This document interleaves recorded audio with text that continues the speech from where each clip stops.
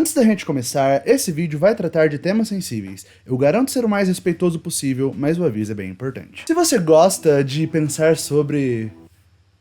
É forte começar um vídeo falando se você gosta de pensar, né? Porque é aquilo, tem coisas que não são pra todo mundo e definitivamente pensar é uma delas. Mas se você gosta de pensar sobre os filmes, as séries, os livros, os jogos que você consome, se você gosta de se aprofundar sobre narrativas, mesmo que de uma forma descompromissada, sem envolver a educação formal de um curso, talvez apenas vendo vídeos de comunicadores falando sobre, eu acredito que você já tenha ouvido falar na arma de Chekhov. Eu já considero um clichê ver gente falando sobre a arma de Chekhov, mas como talvez, não você, mas você aí, talvez não conheça o conceito, vamos apresentá-lo. Esse é um conceito de narrativa escrito por Anton Chekhov, que diz que todo elemento presente em uma história deve ser necessário e elementos irrelevantes devem ser removidos. E a arma nesse conceito serve de exemplo para, caso exista uma arma em uma parede, servindo de decoração em uma cena, até o final dessa obra, essa arma será usada. Afinal, por que você colocaria uma arma no cenário para não usá-la, certo? Não. Pelo menos não em partes. Eu gosto de como esse conceito pressupõe que as coisas precisam ter função na narrativa, que as coisas precisam ser necessárias. Mas eu acho isso o começo de uma boa ideia, pois ele me perde ao dizer que as coisas elas precisam ser necessárias com N maiúsculo, sabe? Necessário no sentido de fundamental para que a história exista. Isso abre a porta da conversa particularmente maluca de o que torna algo necessário ou desnecessário. Eu não considero isso tão produtivo, pois na forma que o Chekhov vê, ele pressupõe que algo desnecessário deva ser descartado. Perceba como isso é binário. Necessário, logo bom, logo mantém. Desnecessário, logo ruim, logo descarte. Acontece que eu vejo muitas camadas no que tornam algo necessário ou não dentro de um contexto narrativo. E por isso eu quero levar a nossa conversa para o campo da intencionalidade. E de maneira apaixonada, eu afirmo que tudo em uma obra é extremamente intencional. Determinado elemento é necessário ou não? Não sei, mas com certeza é intencional. Eu sei que falando dessa forma já dá vontade de bater na mesa e falar, Lipe, vamos com calma, mas senta aí comigo e vamos desenvolver essa ideia. Vamos inclusive usar a própria arma de Chekhov para desenvolver. A ideia é que os personagens dentro desse contexto fictício da sua narrativa, ao entrarem em uma sala em que existe uma arma na parede, por exemplo, eventualmente vão ou usar ou ser vítimas daquela arma. Acontece que não necessariamente. Veja, a arma pode estar apenas como decoração. Claro, ela de fato já estava como decoração, e lá pra frente ela pode ser usada como uma arma. Mas pode ser que a intenção única seja ser um elemento de decoração. Isso pois cada fragmento em uma cena ajuda de alguma maneira a contar a história. Talvez nessa sala que os personagens entraram, exista um busto empalhado de algum animal silvestre e uma arma decorando a parede. Só vendo estes dois elementos, um do lado do outro, se os personagens nessa sala estão esperando para falar com o senhor, para conseguir informações, para algo que eles estão atrás, concorda que a gente não precisa que o roteiro dessa história, o roteiro no sentido de texto, o texto que é colocado na boca dos personagens, não é necessário que haja uma conversa dizendo que esse senhor foi um caçador no passado? Porque a parede já contou isso pra gente. Talvez até aconteça dos personagens comentarem, mas o cenário em si ajuda a contar a história. Talvez exista um porta-retrato em cima da estante da sala desse senhor, mostrando a família dele, e pode ser que a família dele não tenha uma relevância direta na narrativa, mas a mera existência do porta-retrato ajuda na percepção de que esse senhor é uma pessoa, que existe, que possui a própria vida, apesar da grande narrativa que essa obra está construindo, apesar dos personagens que nós estamos acompanhando. Beleza, Lipe. Então você tá dizendo que tudo é milimetricamente calculado? Em alguns casos, sim. Talvez a estante em que o porta-retrato estava seja de mogno, pois combina bem e se destaca em relação ao verde escolhido para a parede. O verde que foi escolhido pela produção como uma forma de evocar a relação que esse senhor possuía para com a natureza anos atrás, ou talvez como forma de ajudar a construir o humor da cena, ajudando a conduzir o sentimento que nós como espectador devemos sentir naquele momento, mas às vezes a estante era de mogno e a parede era verde porque foi o que deu. Simplesmente era o que tinha. Às vezes a produção tava com um prazo super apertado. Essa cena só precisava ser gravada logo. E a única locação que cumpria os requisitos essenciais foi justamente essa locação, e que por uma questão de tempo e de verba também, não foi possível pintar a parede verde de azul ou de qualquer cor que fosse interessante do ponto de vista da produção. A estante de mogno acabou não sendo substituída porque isso ia dar um trabalho do caramba. E não tinha verba na pós-produção para fazer com que a parede verde fosse de outra cor também. Então essa parede verde e essa estante de mogno podem justamente mostrar um descuido da produção, um descuido não necessariamente intencional, mas um descuido que não pôde ser evitado. Então mesmo a cor de uma parede possui uma intenção por trás, nem que a intenção seja outra. Era para ser azul, mas foi verde porque era o que dava. Então eu tô extrapolando esse cenário fictício, mas projete isso para um livro, para uma HQ. Em livros, palavra por palavra é pensado. Claro que no processo da escrita, o escritor não quebra necessariamente a cabeça para enfileirar palavra por palavra. Isso acontece de uma forma natural. Mas a forma natural em que esse escritor enfileira palavras passa num filtro da intencionalidade por trás que ele quer transmitir com essa obra. Em HQs, a quadrinização é extremamente importante na forma de ditar o fluxo da narrativa. Existem inúmeros exemplos de quadrinização que transmitem agilidade, transmitem o épico, como uma splash page. Essas páginas inteiras com uma única ação tendo foco. É essencial usar a forma como uma aliada para contar a história, e usá-la até mesmo para subverter. E falando de HQ, muitas vezes a quadrinização nem quer chamar a atenção, como em Watchmen. Uma HQ cuja quadrinização segue o mesmo esquema de painéis 3x3 do começo ao fim. O Watchmen possui esses painéis longos 3x3, eventualmente juntando uma fileira inteira para fazer uma cena mais ampla, mas nunca extrapolando. E tá tudo bem. Horas, Watchmen é uma HQ que não quer inventar a roda e ser revolucionária neste aspecto, pois ela é em basicamente todos os outros. Não à toa, o Watchmen é a HQ de super-herói mais clássica da história. Alguns até diriam que esse título pertence a Batman, o Cavaleiro das Trevas, mas não dá, né? Cavaleiro das Trevas é muito bom, mas querer bater de frente com o Watchmen é total aquela coisa. Saibamos o nosso lugar para não nos emocionarmos em vão. Não se emocione em vão, meu querido. Principalmente com o filme do Zack Snyder de Watchmen, que mostra como ele é um diretor obcecado por estética e pose, ao ponto de que mal dá pra ver a obra do Alan Moore ali. Pois endeusar esses heróis vai fundamentalmente contra a crítica e a desconstrução do gênero de super-heróis que o Watchmen tá fazendo. E talvez nesse ponto você esteja pensando, Lipe, você não acha que você desviou do assunto principal demais, não? Sim, eu tenho total conhecimento disso. Até porque esse é um vídeo 100% roteirizado. Tudo que eu tô falando, eu tô literalmente olhando pro notebook que tá aqui, lendo isso em voz alta, como se eu estivesse falando esse texto decorado em direção à câmera e cortando frase a frase. Literalmente essa frase que eu acabei de dizer, eu li. Então antes de gravar, eu sabia, enquanto eu escrevia, que neste ponto do vídeo eu propositalmente desviaria o assunto, abrindo a tangente de Watchmen, para te mostrar que até aqui, num mero vídeo de YouTube, tudo é carregado de intenção. A intenção da decoração é transmitir quem eu sou. A intenção da lente que eu tô usando é de eventualmente ser uma lente melhor, mas equipamento custa bastante dinheiro. Essa é a que eu tenho no momento, então tá ótimo. Então eu me esforço pra ser bom, mesmo comigo ciente de que poderia ser melhor. E eu sinto que agora eu preciso começar a entrar no tema principal do vídeo antes que você desista de mim e vá embora. Mas é que pra gente falar de violência e sexualização, eu precisava ter certeza de que neste ponto do vídeo tá bem claro pra você a ideia de que absolutamente tudo, cada centímetro de alguma coisa que se comunica com você é carregado de intenção. Quando a gente entende que as coisas não são aleatórias, que tudo é previamente definido para depois ser executado, aprovado e então ir ao mundo, a gente começa a perceber o problema por trás da violência e da sexualização nas obras que a gente consome. Eu sou o Luiz Felipe e esse é o Lipe Sem Foco.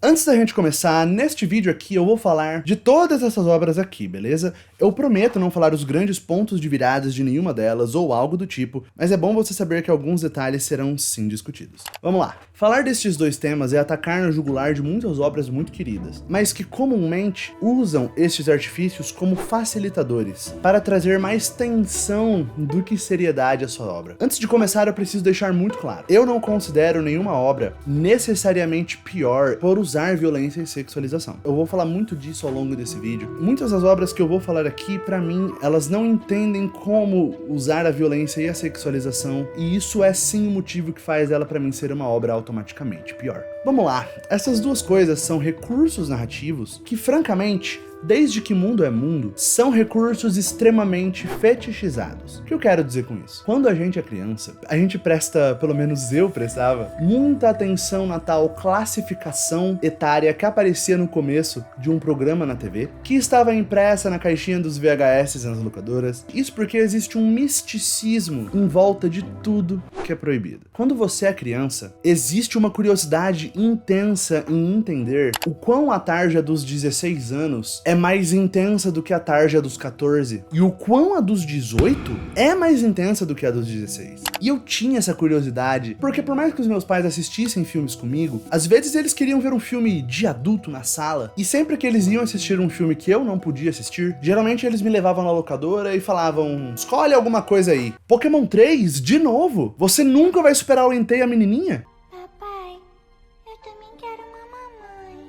Se é o que deseja. E aí eu me encontro do alto do meu privilégio por ter uma TV e um VHS no meu quarto quando eu era criança. Mas eu lembro especialmente de quando meus pais foram assistir Senhor dos Anéis, porque foi um dia que eles me deixaram escolher 2 filmes. E como eu era criança, eu provavelmente assisti o primeiro e capotei. Isso que a classificação indicativa de Senhor dos Anéis é 14 anos, mas eu devia ter uns 8. Então momentos como estes deixavam uma aura em volta desses filmes que adulto pode ver e que aguça sim a curiosidade de criança. E eu percebo como algumas experiências cristalizaram na minha memória por filmes que eu tive contato certamente cedo demais. De 2001, Velozes e Furiosos, sim, o primeiro de todos, foi um filme que eu honestamente nunca revi depois dos meus 10 anos, mais ou menos, mas que me marcou muito, muito mesmo, por uma cena logo no começo do filme, em que uma corrida tá pra começar, uma mina que eu francamente não lembro quem era, se apoia no parapeito do carro do Edwin, e completamente sem cerimônia, ela pega a mão dele e coloca no peito dela, por debaixo do sutiã. Gente, eu tenho uma memória completamente absurda. Acredite, por favor, quando eu digo que eu lembro da vergonha inexplicável, inenarrável que eu senti nesse momento, ao ver uma cena como aquela no alto dos meus 7 ou 8 anos de idade, com a minha mãe, um tio, uma tia e uma amiga na sala. Eu lembro de rir meio compulsivamente porque eu não sabia lidar com a vergonha que eu tava sentindo. Outro exemplo que me marcou muito forte, que eu jamais esqueci, foi da primeira vez que eu assisti Matrix Revolutions. Um filme que, por sua vez, é muito injustiçado. É um filmaço até hoje. E se você não acredita em mim, eu te convido a clicar aqui em cima depois desse vídeo aqui, claro, para você me ver falando bem de Matrix como trilogia, e apontando também porque, na minha opinião, as pessoas não gostam de Matrix Revolutions e Matrix Reloaded. Mas voltando, com Matrix, eu senti que meus pais erraram um pouco a mão, ao me deixar assistir meio cedo. Eu assisti os Matrix por volta dos 10 anos, e por mais que a classificação indicativa de Revolutions seja 12, esse é um filme que eu considero bastante violento. Não apenas pela visceralidade e brutalidade com que alguns personagens morrem durante a guerra final contra as máquinas em Zion, mas também pela opressividade extremamente assustadora das máquinas neste filme. A morte do comandante Mifune, que é aquela cena dele sozinho no robô, de peito aberto sendo atacado e rasgado por diversas sentinelas, na boa, não é cena pra criança não, cara. Essa cena é bem pesada. Mas percebe como nestes meus 2 relatos, nós temos uma criança vendo coisas que ela não deveria estar vendo uma cena de cunho sexual e uma cena extremamente violenta, e ficando chocada? Isso porque essas são 2 coisas que existem no nosso mundo, não as sentinelas de Matrix, no caso, violência, e são coisas que chamam bastante a nossa atenção.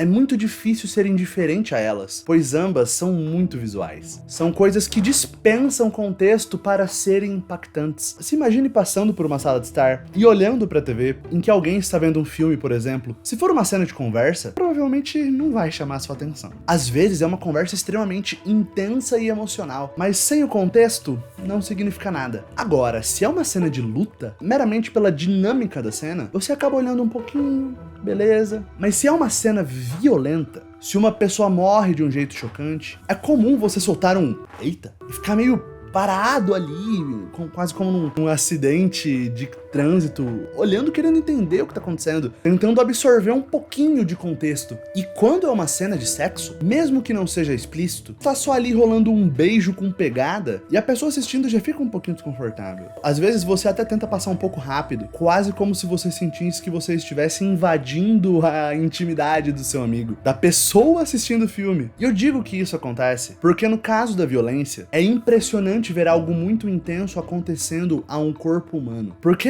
ora, nós temos um corpo humano. Muitas cenas de violência mostram pra gente formas cruéis de se tratar um corpo como o nosso. Muitas vezes mostrando coisas que nós nem sabíamos que era possível de se fazer com o corpo. Existe todo um subgênero do terror, o body horror, horror corporal, que são filmes cujo ponto principal é experimentar formas bizarras de destruir o corpo humano. Eu vou falar mais de body horror lá pra frente nesse vídeo. Mas indo pra parte de sexo, a vergonha que a gente sente ao ver uma cena de sexo com alguém do lado, isso vem de um lugar do quão o sexo é você abrir mão da sensação natural de controle que nós temos. E existe estabelecer controle no sexo, sim, mas é um contexto razoavelmente próprio. Mas fato é que você sente que você perde um pouco do controle natural que você tem sobre as coisas ao seu redor quando você tá pelado. Vamos lá, estar pelado é sinônimo de vulnerabilidade. Você está mais vulnerável quando você está pelado. Mas vulnerável em que sentido? Cara, praticamente em todos os sentidos possíveis. E pense que o pelado no contexto sexual pode não te gerar a sensação de vulnerabilidade que eu estou dizendo, justamente porque o sexo é pra ser uma coisa gostosa. Talvez você já tá bem confortável com a pessoa que você vai ter uma relação, ao ponto de não se importar de maneira alguma de ficar pelado na frente dela. Perfeito, inclusive, que bom. Mas pense na vulnerabilidade que te causa ao se imaginar pelado em absolutamente qualquer outro contexto da sua vida. Pelado no elevador, no trabalho, no banco, na farmácia, no shopping. É interessante como você se sente vulnerável, sendo que as pessoas estão apenas vendo o seu corpo. Ora, elas possuem um corpo também, assim como você. Qual a grande coisa nisso, meu Deus do céu? Acontece que a nossa sociedade se construiu com um consenso de que as pessoas usam roupas. Acabou. Isso é uma coisa que a gente não pensa muito que faz parte de um senso comum, de um acordo social, mas faz. Pessoas usam roupas, ponto. Mas a gente se sentiria vulnerável num shopping porque estar pelado chama a atenção. Todo mundo no shopping iria te olhar. E não é que as pessoas iam olhar pra você e um pene. Não, as pessoas iam ficar completamente transtornadas. Todo mundo ia dar uma descompensada, ia bater a cabeça na parede, ia derrubar a comida no chão. Uma unidade de pessoa pelada no shopping causaria um caos gigantesco. Além disso, as pessoas ficariam olhando diretamente para suas partes íntimas. E a gente aprendeu na nossa sociedade que as nossas partes íntimas são íntimas por um motivo. Isso quebra a nossa privacidade. É como se todas as pessoas ao nosso redor no shopping estivessem invadindo a nossa privacidade. Fora a sensação péssima de ver todo mundo julgando o nosso corpo, né? E a parte ainda pior disso tudo é gente que, ao ver uma pessoa com pouca roupa, acha que isso é um convite universal, aberto pra todo mundo, pra poder chegar tocando em você. Enfim, são camadas e camadas de complexidade dos diversos motivos que constroem a relação que nós temos com o corpo nu dos outros e com o nosso. E note que todo este cenário que eu construí foi pensando em uma pessoa pelada sendo vista, um corpo nu existindo. Eu não falei em nenhum momento de sexo. A gente consegue colocar o sexo como um desdobramento para o argumento, mas vamos tratar ambos como coisas razoavelmente próximas, tá? Apenas para ficar mais fácil nós dividirmos a conversa em violência de um lado, sexualização do outro. E o motivo para eu chegar neste ponto, nesta conversa, ainda com um tom introdutório, é porque essas duas coisas se comportam de formas muito parecidas em narrativas. Tanto quando são bem aplicadas, tanto quando são mal aplicadas. Tendo em vista tudo isso que eu disse até aqui, você percebe como esses dois recursos narrativos sempre vão saltar aos olhos. Pode até ser que eles estejam bem inseridos no contexto, que eles façam total sentido com o tom e com o desenvolvimento da história em questão, mas como um artista, é importante respeitar estes dois recursos e não usá-los de forma leviana. Pois não se engane, não existe, jamais vai existir uma cena de violência excessiva ou uma cena de sexualização excessiva que tenha sido acidental. Nunca é acidental. É por isso que eu vejo esses dois recursos como uma caneta marca-texto. Tendo em vista que nós, como seres humanos, como detentores de um corpo, nunca seremos indiferentes ao vermos corpos sendo tratados de formas que destoam demais do comum, deve-se tomar cuidado na hora de usar estes marca-textos, porque vai chamar muita atenção. Dependendo do quão absurdo for, a gente não vai nem conseguir prestar atenção na próxima coisa que a obra nos mostrar pelos próximos segundos ou pelos próximos minutos. Tamanho o choque e o impacto que algo pode causar. E agora eu quero pegar na sua mão e passar por diversas obras que usam o marca-texto da violência e da sexualização de formas boas, de formas que genuinamente agregam a história, mas mostrar também obras com pouca substância, que apelam a estes recursos narrativos numa tentativa desesperada de te enganar, de te fazer pensar que essa obra é mais séria do que ela realmente é, que ela tem mais a dizer do que ela realmente tem. Justamente porque ela tá querendo esconder o roteiro que talvez nem seja tão bom assim, atrás de besuntadas páginas de roteiro com o marca-texto da violência e da sexualização. Afinal, se a gente não tem na mão um bom roteiro, a gente pode tentar forçar a barra para fazer ele parecer ser melhor do que ele realmente é.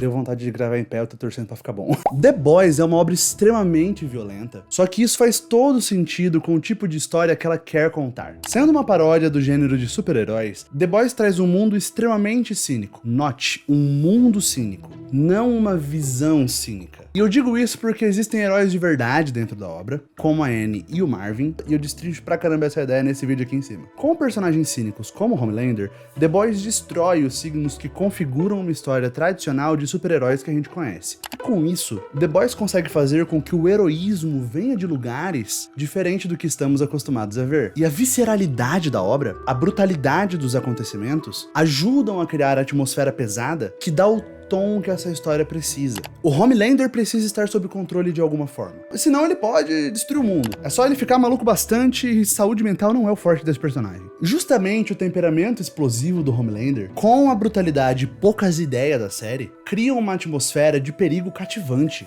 Dá vontade de continuar seguindo a história pra ver até onde ela vai parar. Ao mesmo tempo que nós tememos pela vida dos nossos personagens, porque a gente sabe quão absurdo é o gore nessa série quando ela quer ser absurda. Essa forma de usar a ultraviolência como elemento de perigo para fazer você temer pela vida dos personagens é a mesma estratégia que consolidou Shingeki no Kyojin, Ataque dos Titãs, como o grande anime fenômeno dos anos 2010. Uma história extremamente engajante, rodeada por mistérios, e ousar descobri-los na maioria das vezes resultaria na sua morte. Ataque dos Titãs era muito violento sem fazer cerimônia. E isso faz a gente passar a obra toda com medo do que pode acontecer com os nossos personagens, não quando eles estiverem diante de um inimigo super poderoso, não. Com medo deles dobrarem a esquina e virar a camiseta de saudades eternas. Tanto The Boys quanto o Ataque dos Titãs dão as mãos em usar a ultraviolência com um propósito narrativo de forma que agrega a história. E dão as mãos também ao possuírem uma falha fatal que conduziu a obra à ruína na sua reta final. E que não tem nada a ver com a violência extrema, olha só. No caso de Ataque dos Titãs, a obra se perde de muitas formas muito diferentes, vídeo aqui em cima, o que conduz a um final ofensivo de ruim, na minha opinião. Enquanto o caminho de The Boys é de girar a história em falso a cada temporada, ao invés de arrematar a história. Mas eu realmente acredito que The Boys vai conseguir terminar a sua história no alto. No futuro a gente descobre se eu tava errado ou não.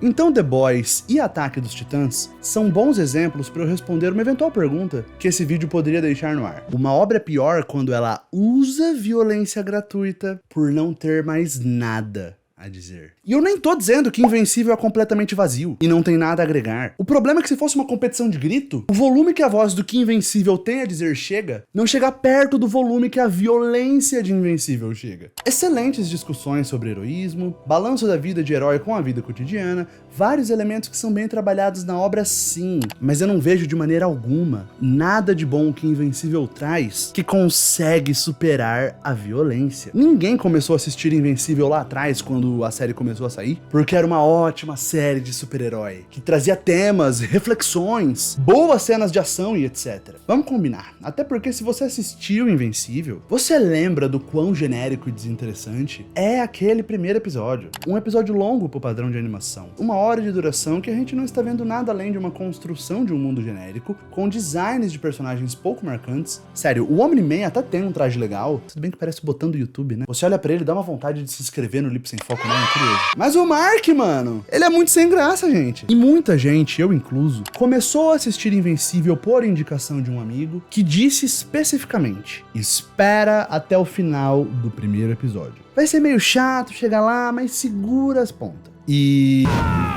Não, corta. Para. Impossível deixar essa cena correr no vídeo. Eu não acho um problema você se divertir vendo cenas de ultraviolência. O problema pra mim é uma obra que não tem nada mais interessante do que isso. Cenas assim trazem um impacto muito forte na primeira assistida. Aquela cena do último episódio da primeira temporada de Invencível, que eu não vou explicar nem descrever. Se você assistiu, não tem nenhuma chance de você não saber de que cena eu tô falando. Aquela cena te faz acabar o episódio com ela fritando seus divertidamente na cabeça. É feito pra ser chocante. A ideia é te impactar com muita força. Mas depois desse impacto, o que sobra? Muito pouco. E esse é o meu principal problema. Leave the drugs, leave the guns, and walk away.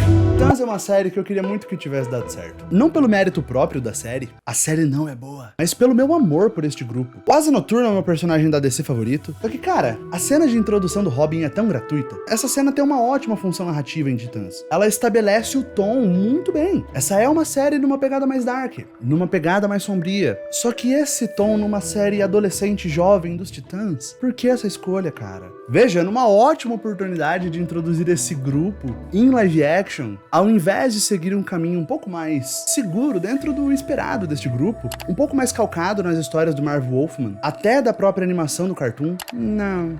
A escolha é de ir por um caminho sombrio e realista. Bobo. E o ponto é, você consegue mostrar que nesse ponto o Robin é bruto e impiedoso sem mostrar a ação de maneira tão detalhada, sabe? Pensa que essa era uma série sobre um grupo de heróis jovens numa época que a gente tinha um monte de filmes saindo de grupos de heróis de adultos. Essa era uma chance muito legal de jovens e adolescentes verem um filme live action de um grupo feito pra eles. Pensa como essa série poderia ser legal pra um público mais novo. Mas por nós termos coisas como o Robin descascando a cabeça de uma pessoa no vidro quebrado da porta do carro, não dá. Isso seria uma excelente ideia de cena pra John Wick, inclusive. Vamos falar de John Wick, minha gente? John Wick é muito bom, acabou. Próximo tópico. John Wick é uma saga baseada em cenas de ação que levam até a próxima cena de ação. E tem todo o mérito próprio pelo nível das coreografias, que fez com que todo mundo que quer fazer um filme de ação competente hoje em dia se mexesse para tentar alcançar o tipo de ação do John Wick. Note, John Wick é um filme de ação com muita violência. Não uma violência visceral como The Boys, mas uma violência latente. Quase o tempo todo nós estamos vendo cena de ação e, por consequência, cenas bem violentas. Só que a violência em John Wick, ela é menos apelativa. Ela de vez em quando sobe um degrau, como essa cena dele literalmente martelando com a mão a faca na cabeça da pessoa.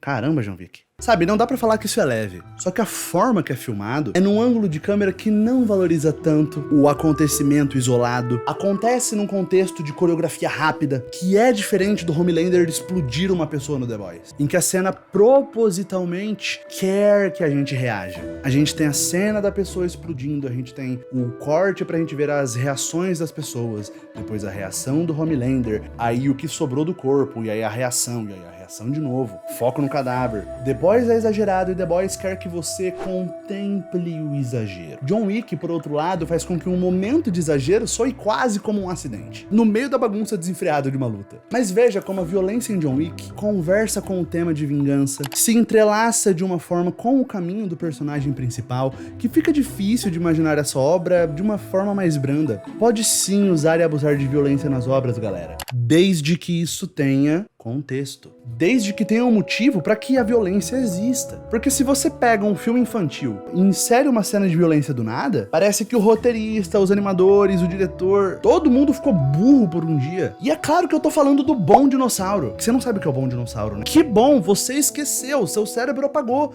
mas infelizmente eu vou te lembrar o que é o Bom Dinossauro. O Bom Dinossauro conta a história de Arlo, um pequeno dinossaurinho que sai em sua aventura após perder o seu... Que é isso, mano? Vai dar spoiler do Bom Dinossauro assim, sem cerimônia? Peço perdão, time. Mas em sua aventura, Arlo faz amizade com o Spot, um ser humaninho, que irá o acompanhar. E até aí um filme fofo da Pixar, né? Super Água com Açúcar. Eu acho que parte do problema desse filme foi ter sido o filme da Pixar que sucedeu Divertidamente, que por sua vez foi o primeiro assunto da história desse canal. Tô referenciando o canal inteiro nesse vídeo, vocês estão vendo, né? É de propósito, é intencional. Mas eu entendo que Divertidamente foi um filme mais complexo, que funciona maravilhosamente bem, tanto pra criança, mas eu tenho minhas dúvidas se não funciona principalmente pra adulto. E o Bom Dinossauro é um filme mais infantil. Tá tudo certo. É importante que obras sejam feitas pra crianças também. Maravilha. Por que eu tô falando desse filme nesse tom, então? É um filme pra criança. Por que eu tô me importando com isso? Mas só me explica essa cena aqui.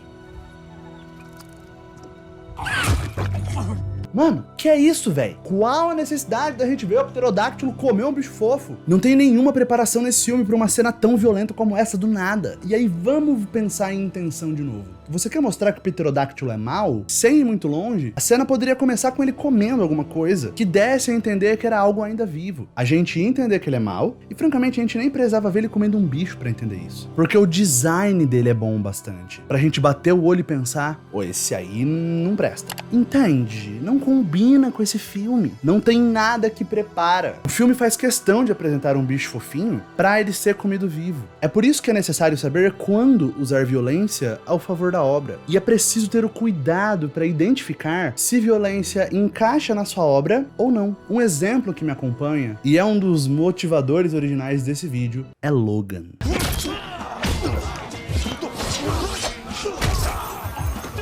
Um dos melhores filmes de super-heróis até hoje. Mas eu não concordo com a violência desse filme da forma que ela é. Isso porque você consegue criar cenas intensas e impactantes com atuação, com paleta de cores, com a escolha do que não mostrar. Você consegue facilmente sugerir o quão violento o Logan tá sendo numa cena de ação, justamente ao deixar o som de brutalidade acontecendo, mas com a lente da câmera virada para outra coisa, de modo que você induz o pensamento do espectador, sugerindo o que está acontecendo, mas sem ser visualmente brutal. Pera aí, calma, vamos com calma. Me explica por que John Wick pode descer o cacete em todo mundo e o Logan não. Só porque o Logan é filme de herói? E filme de herói criança tem que poder ver? Não pode ter filme de herói mais 18? Esse ponto não é ruim, tá? Me incomoda a quantidade de filmes de herói que a gente tem hoje em dia, que eu sinto que esqueceram as crianças, sabe? Os filmes de heróis foram cada vez mais ficando inacessíveis pras crianças. Mas sendo bem honesto, dá pra sentir que a hora de falar mal do Zack Snyder tá chegando, né? Então segura mais um pouco. Mas o que me faz querer que Logan fosse menos violento graficamente é porque essa não é uma história de vingança. Não é uma história com um tema adulto. Até se faz parecer no começo. Mas a função da X-23 na história é dar cor pro final da vida do Logan. É dar pra ele propósito. A gente vendo um contexto trágico, meio apocalíptico, e a existência daquela menina muda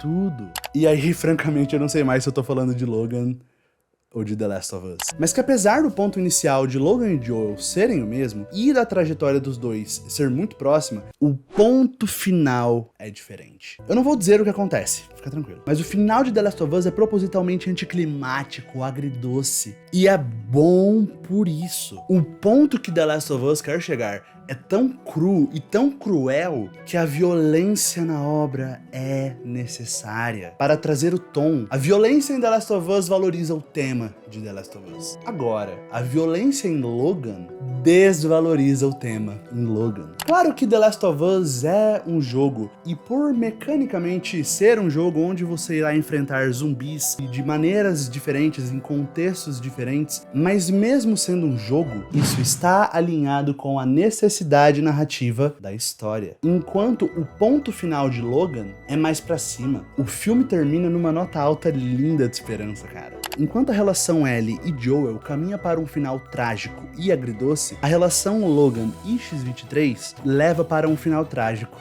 e bonito. E é por isso que Logan seria um filme fantástico para se assistir com uma criança de 10 anos, que tiraria uma lição linda desse filme. Mas não tem condição de colocar uma criança de 10 anos para assistir Logan, porque o filme é extremamente violento. E falando em violência, eu preciso falar do Zack Snyder.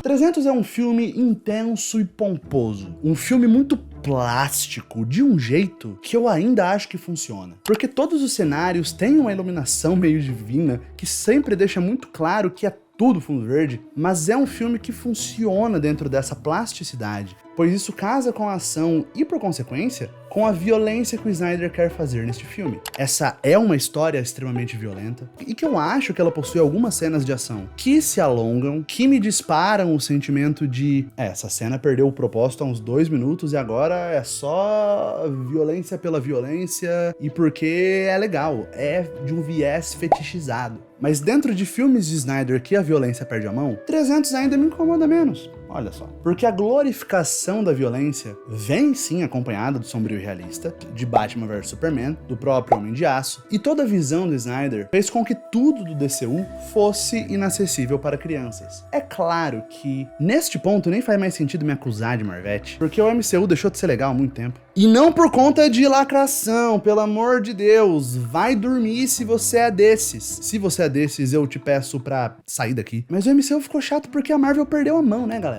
Ela tá precisando se reestruturar toda, e fato é que o MCU se tornou inacessível pra crianças por ter 1 zilhão de filmes. Mas se por um lado eu acho interessante o Snyder ter cunhado um tom para os filmes da DC, diferente da concorrência, eu acho que o tom escolhido não foi bom. Quando a gente leva pra parte de violência, a gente tem um Superman ultra violento destruindo Metrópolis no processo de enfrentar o Zod. Lipe, mas ele tava aprendendo a ser o Superman ainda na época. Só que você pode trabalhar o descuido de um Superman novo de formas que não envolvam você construir num universo compartilhado com expectativa de muitos filmes uma visão do Superman pessimista, de que esse herói tem tudo pra sair de controle e se tornar um tirano. Essa visão é uma visão alternativa do Superman. Dizem que é muito difícil trabalhar o Superman no cinema por ele ser muito poderoso, só que a fraqueza dele é para onde os poderes dele não conseguem resolver as coisas. Ser ultrapoderoso não resolve tudo. E é pelo James Gunn se inspirar em HQs como Superman All Stars, que tá em algum lugar aqui, mas eu não vou achar agora e tá tudo bem, mas que é uma HQ que mostra esse lado sensível do Superman, esse Superman que entra em conflito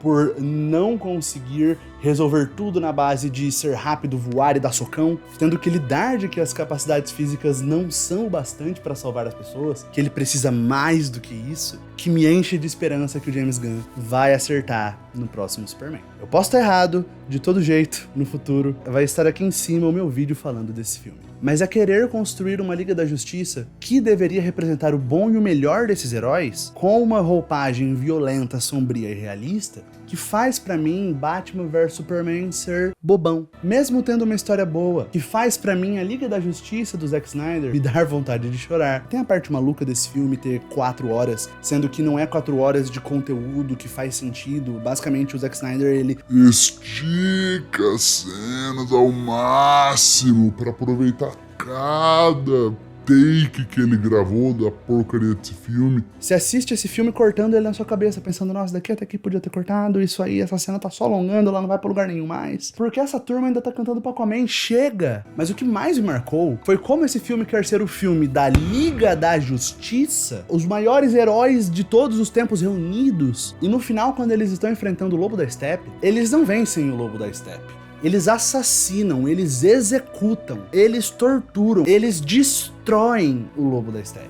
Ó, aqui ele já tinha sido derrotado. E literalmente atrás dele tem um portal do Darkseid aberto. Era só empurrar um ano no portal. Ó, aí o Aquaman empala ele com o tridente. Começamos o exagero, mas até aí beleza, né? E o Superman nessa porcaria de traje preto, mano. Pelo amor de Deus, dá um socão no Steppenwolf. Ele já ia cair dentro do portal com um socão. O serviço tava mais do que entregue. E aí olha a Diana, rapaz. Com todo o slow motion existente em Hollywood, ela corta a cabeça do lobo da Steppe. Por quê? Pra quê? Eles já tinham ganhado, cara. É só uma demonstração de poder completamente gratuita.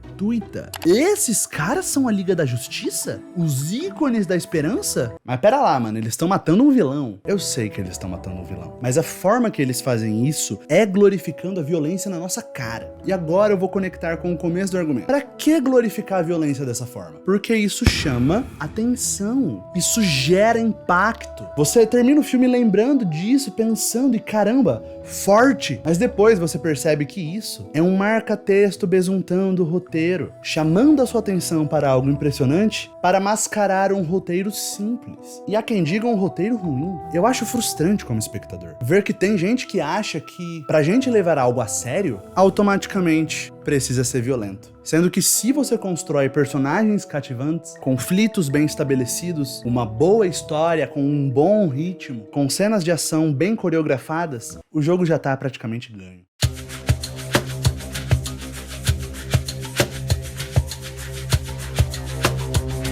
Quando a gente passa para filme de terror, colocar a vida humana em perigo faz parte do cerne do gênero. E isso acontece de diversas formas. Desde filmes slashers bem direto ao ponto, com um maluco correndo com uma faca em direção ao personagem, paranoias correndo em direção ao personagem, monstros, aliens, entidades e, no caso de Fale Comigo, personagens correndo em direção a entidades. O foco dessas histórias é criar tensão a partir de situações que colocam a vida dos personagens em perigo. É por isso que a violência cabe. Até Jogos Mortais, entre filmes de horror corporal muito mais absurdos, o cerne da ideia é criar tensão a partir disso. Então a violência se mostra intrínseca ao projeto. Aqui são filmes muitas vezes difíceis de dizer que a violência passou do ponto, porque o experimento que muitos desses filmes querem fazer é em como criar situações novas e criativas que vão nos cativar, e além disso, ver o quão eles conseguem fazer com que a violência passe do ponto, ou não. Muitos filmes de terror conseguem ser pouco gráficos, porque a violência psicológica consegue afetar muito também, dependendo do quão habilidoso o criador dessa história for. Então os filmes de terror nos ajudam a entender o quão a violência em obras pode ser parte fundamental dela, ou apenas um acessório, para quando for necessário.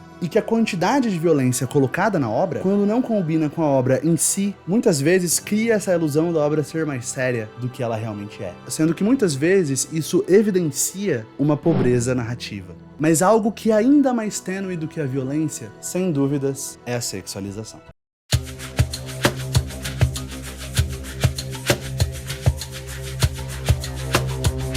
Os animes sempre acompanharam a minha vida. E me deixa maluco quão mulheres e o corpo feminino são objetificados na cultura japonesa. Muitas vezes, criticando isso em alguns vídeos, alguém comentou algo como: cara, mas isso é da cultura deles. E na moral, e daí? Não são coisas relacionadas. Pode ser cultural e ainda assim ser errado. É mais cultural e errado do que religião, querendo dar pitaco na forma como as outras pessoas que não são praticantes dessa crença devem viver a vida delas. É por isso que eu fiz um vídeo falando mal de Sword Art Online. Um anime sobre um jogo de realidade virtual em que todo mundo que entrou no jogo no dia 1 ficou preso dentro dele, e se a pessoa morresse no jogo, morreria na vida real. Uma boa ideia que é desperdiçada no meio da obra, mas que desenvolve a Asuna, uma excelente personagem, uma menina poderosa, uma líder no campo de batalha, para mais na frente na obra, ser sequestrada por um cara mais velho, que, obviamente, abusa dela. Não é mostrado explicitamente uma cena de você sabe o que, mas nós temos cenas dela praticamente nua, enrolada em tentáculos que...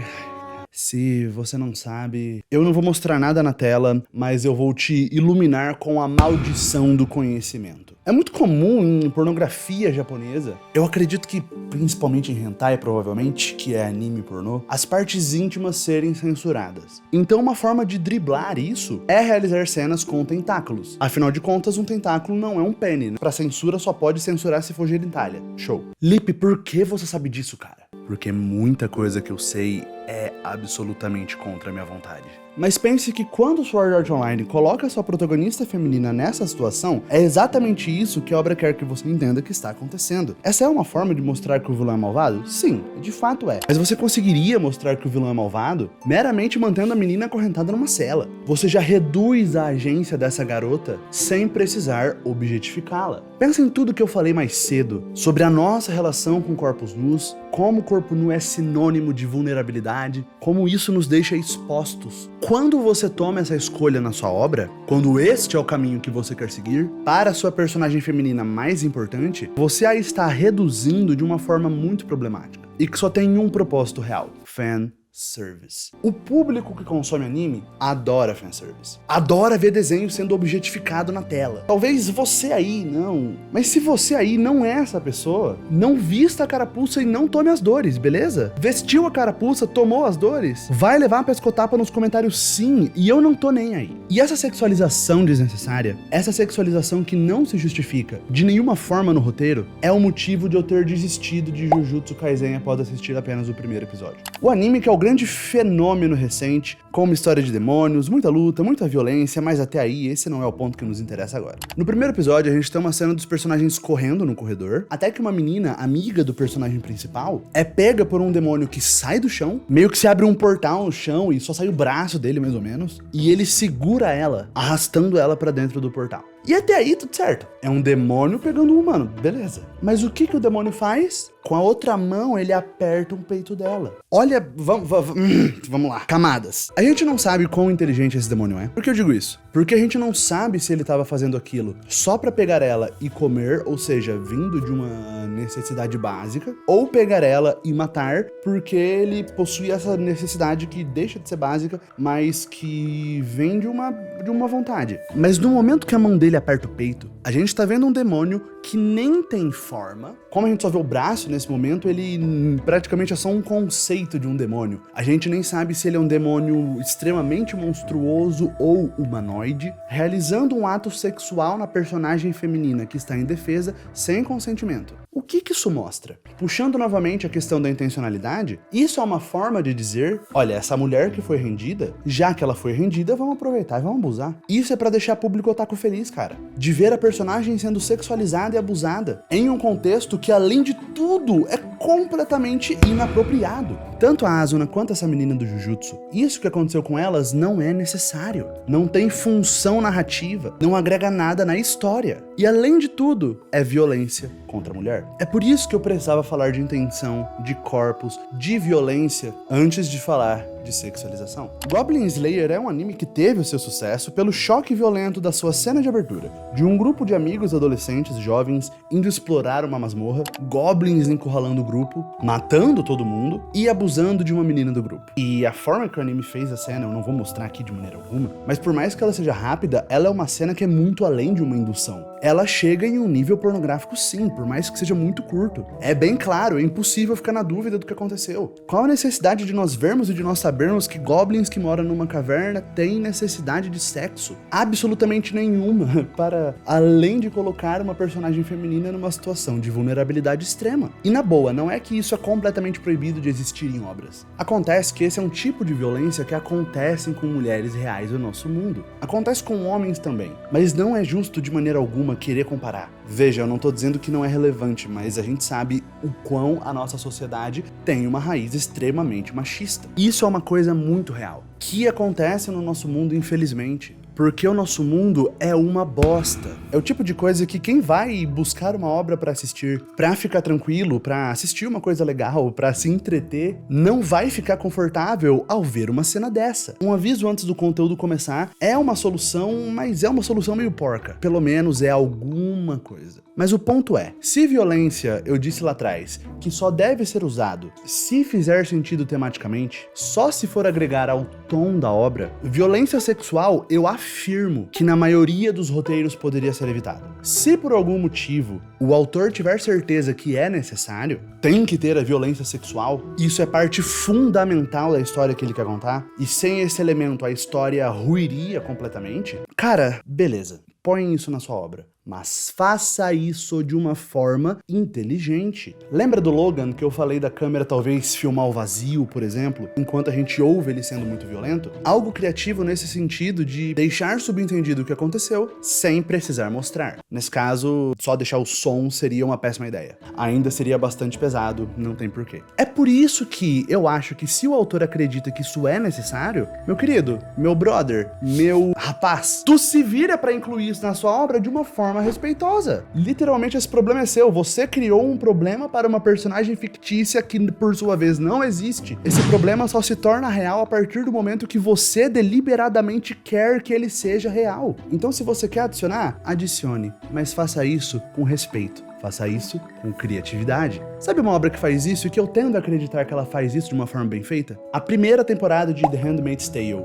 E mulheres da audiência, se vocês discordarem de mim, por favor, comentem aí. Eu realmente quero saber. Handmaid's Tale é a adaptação do Conto da Aia, uma história distópica super pesada que o Brasil tenta se aproximar cada dia mais dela com a PL 1904, em que num dia foi decretado que as mulheres não teriam mais autonomia e deveriam ser rebaixadas a uma posição social de submissão aos homens. Tem uma cena da June, a personagem principal, do dono dela a usando sexualmente, e existe um foco muito grande na expressão vazia do olhar dela. Como ela tenta se blindar daquilo pra fazer com que aquela situação apenas acabe mais rápido. E neste mesmo episódio, nós temos uma cena de sexo dela, com um rapaz que ela realmente se importava. E é muito didático ter as duas cenas do mesmo episódio para poder comparar e podermos ver a diferença entre violência sexual e sexo consentido. Lembrando que, se não tem consentimento, não é sexo. É a palavra com E que, se você percebeu até agora nesse vídeo, eu não a citei. Eu vou continuar fazendo malabarismo para não citá-la até o final do vídeo, porque ela é uma palavra bem pesada. E me soa bastante óbvio a diferença dela sofrendo violência com ela fazendo sexo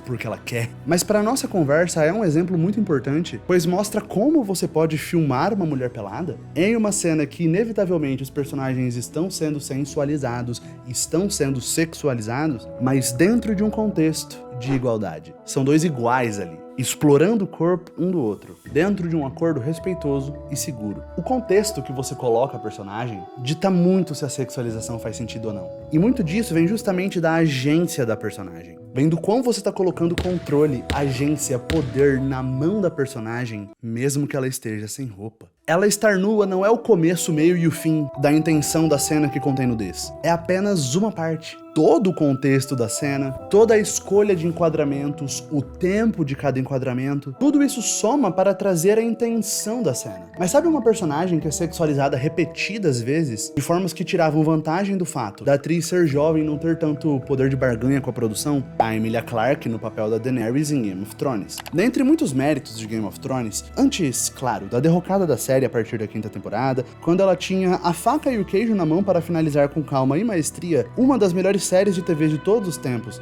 mas ela escolhe enfiar a faca no olho e o queijo no... Dentre muitos méritos, um deles é a personagem da Daenerys, e a lenta e progressiva construção desta personagem poderosa e cativante. Mas você lembra o tanto que eles fizeram a Emilia Clarke ficar pelada na primeira temporada? De um ponto de vista narrativo, essa falta de controle de poder que ela tinha, até sobre o próprio corpo, faz parte da construção da personagem, sim. Contudo, no primeiro episódio de Game of Thrones, tem cenas da Emilia Clarke nua em plano aberto, sendo que dava pra passar a mesma ideia respeitando a atriz, sabe? Talvez um quadro de costas aberto, que beleza, tá mostrando o popô, e depois um quadro de frente do busto, deixando claríssimo que ela está completamente nua, mas sem usar um take longo da atriz nua. Sem falar na cena de violência sexual com o Khal Drogo, isso vai ser relevante na narrativa, sim, pois ela começa a torná-lo submisso, e eu acho que quando a cena de sexo entre eles assume este tom, é bem mais tranquilo até mostrar o peito da atriz, mostrar o corpo da atriz caso ela esteja de acordo, pois a hierarquia de poder na cena é outra. Lembra que eu falei que se vai fazer cena de violência sexual, que seja respeitando a atriz e a personagem? A gente não precisava ver em detalhes ela e o Khal Drogo para entender a mensagem. A gente poderia ter a insinuação e depois a atuação da atriz entrega como aquilo afetou ela, entende? Mas Game of Thrones, mesmo tendo uma história ótima, queria garantir que as pessoas ficariam engajadas na obra,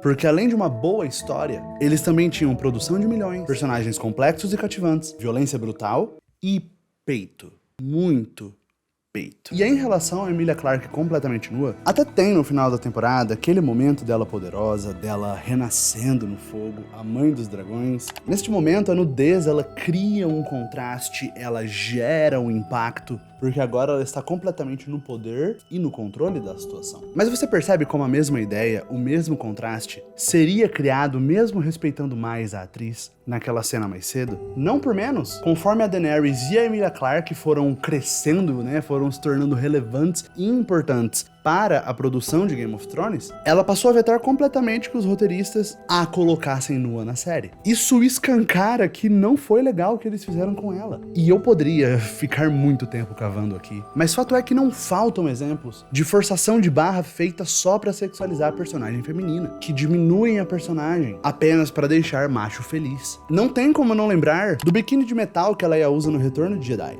Ela era uma escrava do Jabba naquele momento, e ele queria exibi-la ao seu lado. Em entrevista, a própria Carrie Fisher diz que ela achou que o George Lucas estava brincando quando ele mostrou o biquíni pra ela pela primeira vez. E ela conta como aquilo a estressou por ser sério. Ela ficava numa pose extremamente reta por ser uma roupa desconfortável e que mostrava muito mais do que ela estava à vontade de mostrar. Ela até diz que foi satisfatório ter sido a Leia a matar o Jabba, mas nós não poderíamos ter obtido esse mesmo senso de satisfação com a Leia matando o Jabba porque ela foi uma escrava do Jabba? Precisava do adendum do biquíni de metal? E é por isso que uma obra como Mad Max Estrada da Fúria se faz tão icônica quase 9 anos depois do seu lançamento. No contexto pós-apocalíptico e com poucas informações deste universo, Immortan Joe é um tirano que guarda para si a água disponível naquele deserto, a divide somente para exercer controle em cima da população em estado calamitoso e abusa de mulheres, suas escravas que servem para lhe dar leite e eventualmente lhe darem um filho homem. É fantástico Mad Max ser uma obra que tem um contexto como esse e ser uma obra que consegue empoderar as suas personagens femininas com tanta força, tratá-las com o devido respeito. Nós vemos tanto como as mulheres quanto o Max, o nosso protagonista, da franquia, né, porque nesse filme ele não. Nós vemos como para o Joe, todos são corpos funcionais para algo, completamente desprovidos de agência e autonomia sobre o próprio corpo. Mesmo a cena que mostra as mulheres dando leite, ela é rápida e dura apenas o suficiente para você entender a ideia. Apenas para a ideia ser passada com clareza. Não é uma coisa que tem foco demais. E toda a história gira em torno das ações da Furiosa, que mudam completamente o status quo daquele lugar através do seu esforço, que inicialmente era apenas para salvar aquele grupo de mulheres, escravas de Joe.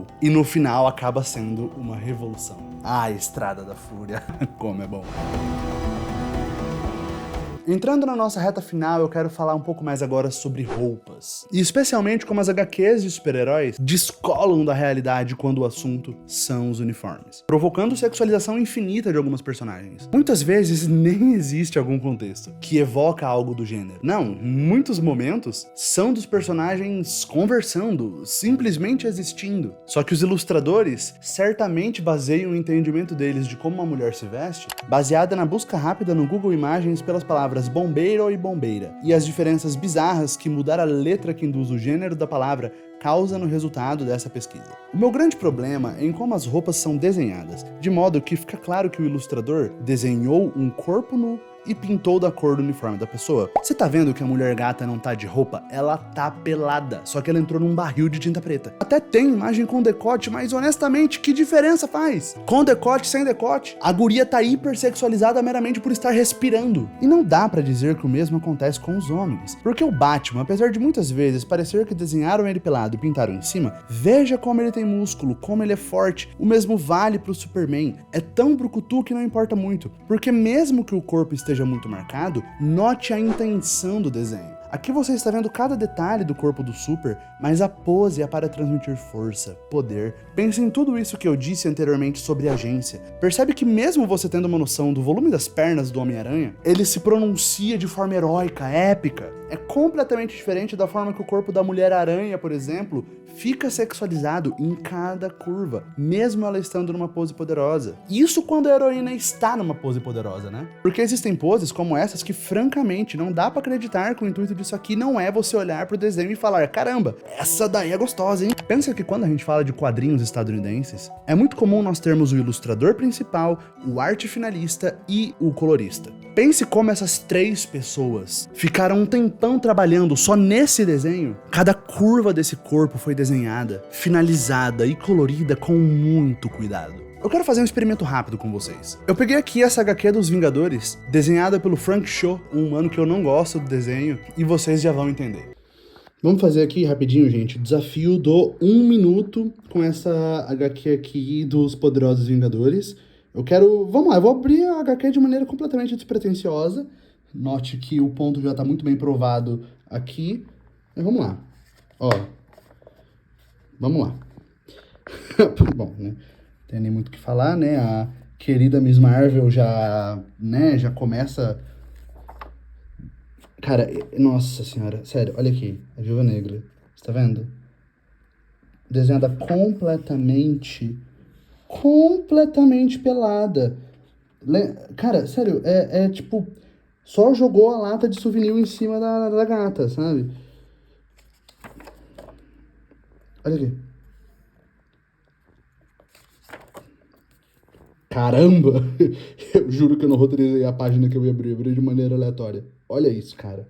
Na boa. É muito frustrante porque tem muita história muito boa que pra você ler você precisa deixar passar. E aqui o caso é 100% porque os desenhistas insistem que Colan não tem textura, que Colan mesmo colado no corpo da pessoa não tem 1 milímetro de pano modificando o volume do corpo dessa pessoa. Como se uma mulher de Colan não fosse ficar com os peitos meio apertados, justamente pra ela conseguir ter flexibilidade, justamente pra ela conseguir se movimentar, pular. Se a roupa oferece esse nível de elasticidade para os peitos, mano, não vai dar bom. A heroína vai pular de qualquer lugar e vai doer pra caramba. Infelizmente, a indústria de quadrinhos tem muitos problemas na forma que eles retratam corpos, tanto os femininos quanto os masculinos. Pois eu sinto que em ambos os casos, os desenhos são feitos de uma forma que os personagens parecem deuses gregos, com um modelo de corpo que é considerado um escultural perfeito. Todo mundo é gostoso. E aqui é maluco, porque a forma como esses corpos são desenhados faz com que eles sejam sexualizados quadro a quadro. Não existe a Viúva Negra não estar sendo sexualizada. E você pode dizer, Lipe, mas você não disse mais cedo que você é fã do Asa Noturna? Se você já leu alguma coisa dele, você sabe que ele é sexualizado direto, né? Como fã do Asa Noturna, é óbvio que eu sei disso. E realmente, ele é um personagem masculino sexualizado com alguma frequência. Muitas vezes ele é sexualizado em cenas de pulo, afinal, ao invés de ele usar um arpel como o Batman para ir de um prédio de Gotham até outro, ele é um acrobata.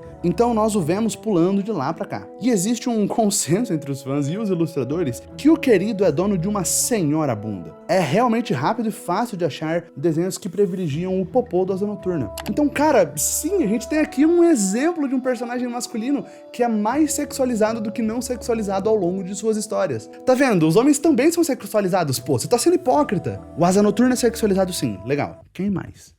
E quando eu digo quem mais, eu não quero que você comente aí uma vez que sexualizaram o Wolverine. Ou aquela HQ do Batman que gratuitamente apareceu o macarrão Penny do querido. Sério, essa HQ existe, procura aí na internet Batman Black Label, você vai achar meio rápido. Esses são exemplos isolados. E o Asa Noturna é um exemplo masculino com um longo histórico de ser sexualizado, mas não confundamos a exceção com a regra. A gente tem um caso extremamente concreto de um personagem masculino que é sexualizado. Contra todos os outros homens que são sexualizados uma vez aqui, outra ali, de vez em quando. Enquanto as mulheres é o oposto. Todas as mulheres são sexualizadas basicamente sempre. Com exceção, acredito eu, da Kamala Khan. O que, graças a Deus, afinal de contas, ela é uma personagem adolescente que vem ganhando bastante espaço no universo Marvel. Eu confesso não ter lido tanta coisa dela pra ter uma opinião tão concreta e significativa, mas da minha experiência eu não lembro de tê-la visto sendo sexualizada. Então vamos lá, nós temos um homem que sempre é sexualizado e uma mulher que nunca é sexualizada. Percebe que nem faz sentido essa comparação? E partindo pro Oriente, quando a gente vai falar de animes e mangás, existem outros exemplos problemáticos para além dos já citados, mas obras como Bleach e Fairy Tail demonstram uma incapacidade por parte dos seus autores homens de desenhar mulheres com proporções normais. Tanto Taichi Kubo de Bleach quanto Hiro Mashima de Fairy Tail desenham homens muito bonitos, muitas vezes com pouca roupa, mas não tem absolutamente nenhuma chance de comparar com as meninas dessas obras. A sensação é que a Rukia e a Soifon em Bleach, por exemplo, foram a cota corpo não sexualizado que o Taichi Kubo conseguiu fazer, e depois disso nenhuma empatia sobre dor nas costas. Na boa, nenhuma. E Fairy Tail me incomoda mais, porque além de todas as meninas serem hipersexualizadas, a Lucy, por exemplo, dificilmente termina um arco da história sem a roupa estar rasgada e destruída ao ponto de praticamente só proteger os mamilos. A Erza, que é uma personagem poderosa, ela tem a magia de invocar armaduras,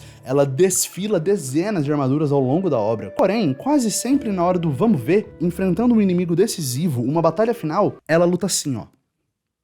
Ela tem a opção de se proteger muito mais do que isso, mas ela luta assim. E ela até tem armaduras que conseguem protegê-la muito bem e sexualizá-la pra caramba, como essa aberração aqui. Mas ela prefere lutar sem armadura, só com uma faixa nos peitos. E cara, eu até poderia falar de sexualização em Naruto, mas as personagens femininas de Naruto são tão irrelevantes, possuem tão pouco tempo de tela, elas têm tão pouca coisa pra fazer na obra, e honestamente nem dá tempo do Masashi Kishimoto sexualizar elas. Mas bom, a gente chega num ponto que vai ficar feio se eu não falar de One Piece, e fica tranquilo, a gente vai falar agora. Mesmo sendo uma obra extremamente cartunesca, com disformias corporais muito acentuadas, todos os homens e mulheres são grandes gostosos, existe sim momentos que o volume de peito é completamente irrazoável. Tanto Nami quanto Robin, em vários momentos, são desenhadas em ângulos exagerados, mas outros personagens também vão forçando a amizade. Pelo menos bem diferente de Naruto e de Bleach. Note, eu não tô falando isso pra passar pano, tá? De maneira alguma. Mas One Piece desenvolve as suas personagens femininas. Tendo um elenco de personagens completamente gigantesco, o Oda, o autor de One Piece, consegue dar algum nível de complexidade até mesmo para personagens secundárias que a gente olha e pensa, provavelmente ela nunca mais vai aparecer na obra. De modo que mesmo uma personagem super momentânea pareça uma pessoa real que existe naquele mundo. Então eu digo que One Piece trata muito bem essas personagens femininas justamente por caprichar no desenvolvimento delas, mesmo tendo muitos momentos de sexualização completamente gratuita.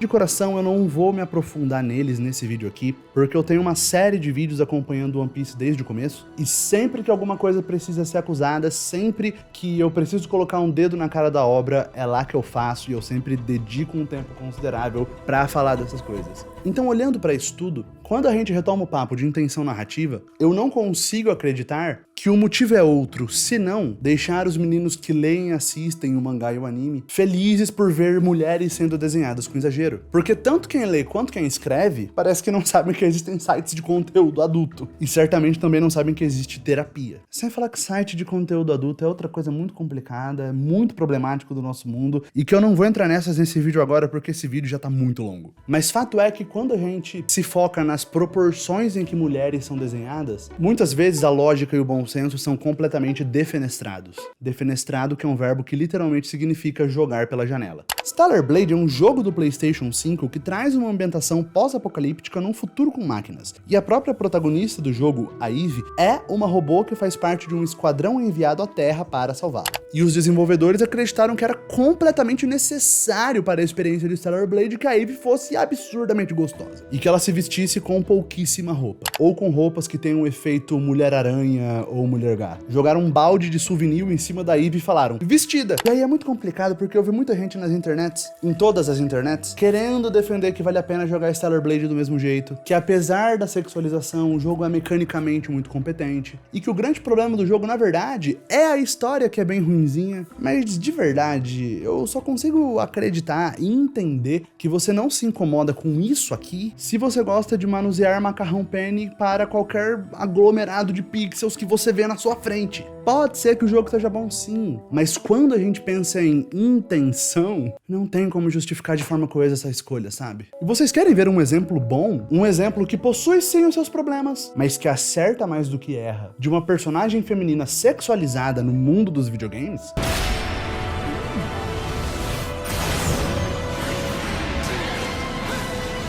Bayonetta é um jogo extremamente icônico, extremamente exagerado, extremamente camp, que é uma gíria em inglês para aquele exagero escalafobético, meio Lady Gaga na fase maluca dela. A Bayonetta se tornou uma grande ícone LGBT por ser uma mulher superproduzida, unha feita, maquiagem, cabelo, salto, e que usa sua sensualidade como arma, debochando dos seus inimigos, mostrando como ela se vê superior em situações. E essa é uma comparação bem interessante com a Eve de Stellar Blade, porque um senso comum desse jogo é que a Eve é uma porta. A guria não tem muita agência, não tem muita opinião, então o visual excêntrico não encaixa na personalidade dela, o completo oposto de Bayonetta, que é tão metida que é difícil imaginá-la de outra forma. Além disso, a excentricidade da Bayonetta se reflete no jogo. Ver ela atirar com revólveres no seu salto é camp, é exagerado e divertido. Mas vendo poucos momentos de gameplay, vendo todos os cenários, vendo os inimigos e as situações em que o jogo te coloca, fica claro como toda a estética está em harmonia. É claro que apesar disso, existem cenas que erram a mão, principalmente nas cutscenes, as cenas de filminho, né, do jogo, e não é nem um pouco difícil enxergar o exagero e problematizar a forma como a Bayonetta foi sexualizada, só que essa é uma obra que arrisca explorar elementos que, como eu já disse muitas vezes, são difíceis e delicados de se usar. Eu não tô passando a mão na cabeça de Bayonetta para momentos que são mais exagerados do que o necessário,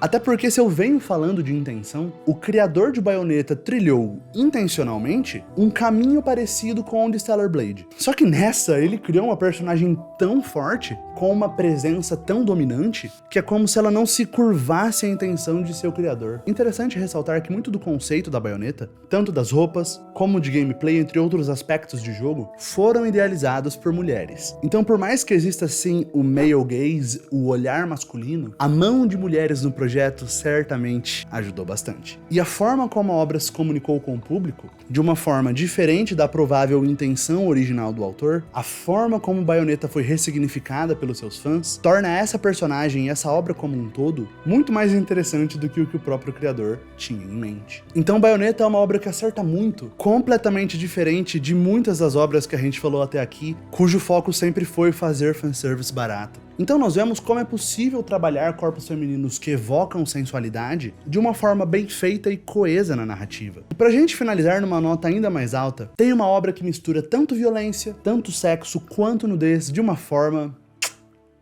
sublime. My steps until I find them and kill them. Samurai de Olhos Azuis é uma animação fantástica, uma das minhas obras favoritas dos últimos tempos, que conta a história de Mizu, uma mestiça de um período em que as fronteiras do Japão estavam fechadas. Logo, homens de outros países não eram bem-vindos, e carregar no seu sangue descendência de uma nação inimiga é uma desonra tão grande que faz a Mizu viver em função da vingança que ela quer levar até o pai dela. Samurai de Olhos Azuis é uma obra excessivamente violenta, mas de forma muito coesa na narrativa, que mostra a espiral da vingança que a Mizu está descendo, o caminho nefasto que ela está trilhando. E a violência aqui importa muito, pois mostra o quão cru e nada glorificado é o caminho da vingança. O quão cru e pouco plástico, pouco bonito é o caminho que ela decidiu traçar. E isso se reflete nos corpos dos personagens. Existem várias cenas de sexo, só que sempre de uma perspectiva da mulher tomando o controle da situação, da mulher dando o primeiro passo mostrando o que ela quer, e essa crueza na obra faz com que muita coisa soe completamente natural. A obra trata a violência com uma naturalidade absurda, como algo natural daquele mundo, assim como trata a nudez como algo natural também. E isso gera cenas da Mizu completamente nua, só que a gente sente a importância dela estar vulnerável na cena, a gente sente o que isso transmite e como isso agrega na narrativa, enquanto a forma que a personagem é retratada, a forma como ela é desenhada e enquadrada, eu juro que é de uma forma zero sexualizada. É um trabalho extremamente impressionante. Existe pelo menos uma cena de sexo que eu lembro de cabeça nessa série, que é razoavelmente longa. Nós temos os personagens transando na tela e a cena consegue ser praticamente sem sexualização. É maluco. Gente, eu juro que é impressionante. As cenas de sexo e de nudez, elas são sexuais no sentido de nós estarmos vendo corpos nus, mas a gente sente que não tem aquele interesse por trás de evocar a sensualização da cena. Fica muito claro a importância de cada elemento, como a intenção não é agradar quem está assistindo através de fanservice, e sim agregar na narrativa, agregar na história que Samurai de Olhos Azuis quer contar. Assistam Samurai de Olhos Azuis, eu de coração recomendo muito. Então, entre tanta violência e sexualização, a gente vê como as coisas não precisam sumir das obras, mas é importante que elas tenham significado e coesão com a narrativa. Quando a gente fala de coisas mais leves, tá tudo bem elas estarem presentes, de um modo mais desleixado, por assim dizer. Mas quando a gente fala de temas sensíveis, eles precisam ser inseridos e trabalhados com cautela, carinho e respeito. Respeitando tanto a personagem, quanto a atriz, quanto todas as espectadoras. Um autor pode sim ter liberdade de colocar violência extrema ou abuso na sua obra, desde que ele seja responsável. Não existe liberdade sem responsabilidade. Lembre-se que a sua liberdade acaba onde a do outro começa. A partir do momento que você acha que tudo pode, só porque a gente está falando de obras ficcionais, lembre-se que a ficção, por definição, não é a realidade. Ela pode refletir o nosso mundo, mas ela não é obrigada por lei contratual a possuir todos e quaisquer elementos possíveis e inimagináveis do mundo real. Pense como abuso é uma coisa que muita gente já passou por. Por que fazer com as obras ambientes menos seguros, sendo que eles podem simplesmente ser mais a partir de uma tomada de decisão razoavelmente simples? Como pode ser um problema uma obra ser mais acolhedora? É por isso que obras podem ser mais pesadas, mais sombrias, mais tensas, sem precisar conectar e evocar coisas reais que não fazem bem para pessoas reais. Em todos os momentos que eu mencionei abuso, nas obras que eu disse que fazem isso de um jeito péssimo, provavelmente só manter a menina em cativeiro já seria mais do que o suficiente para que a ideia e para que a função fosse passada. Pense então que sempre que você estiver consumindo uma obra que coloque violência sexual de maneira desleixada, que coloca sexualização de forma aleatória e completamente gratuita, que coloque violência extrema de maneira responsável, nada disso foi aleatório. Isso tudo passou por muita gente que deixou ser dessa maneira. A cor verde da parede e a estante de mogno podem ser acidentes. Uma cabeça explodindo, uma mulher sofrendo abuso, com certeza não. É impossível isso ser um acidente. Uma obra que o faz sem justificativa e sem cuidado, provavelmente está querendo mascarar um roteiro de baixa qualidade, ao lambuzar o seu roteiro com o marca-texto do choque. Então eu te convido a prestar mais atenção nestes aspectos quando você estiver consumindo algo, para ver se essa obra que te fez algo que te chocou, que te marcou, que te impactou, fez isso de uma forma bem feita, genuína, que possui propósito narrativo, ou ela só fez isso tal qual um comediante medíocre que acha que fazer piada com minoria social é divertido, que não se deu ao trabalho de elaborar um texto melhor e mais engraçado, de colocar a bunda na cadeira pra sentar e trabalhar, quebrar a cabeça pra chegar numa piada boa, num roteiro bom, e simplesmente tomou o caminho mais fácil. Fique de olho, porque prestando atenção nessas coisas, você vai perceber que algumas obras possuem menos a dizer. E talvez você até chegue na conclusão de que elas não são dignas do seu precioso tempo.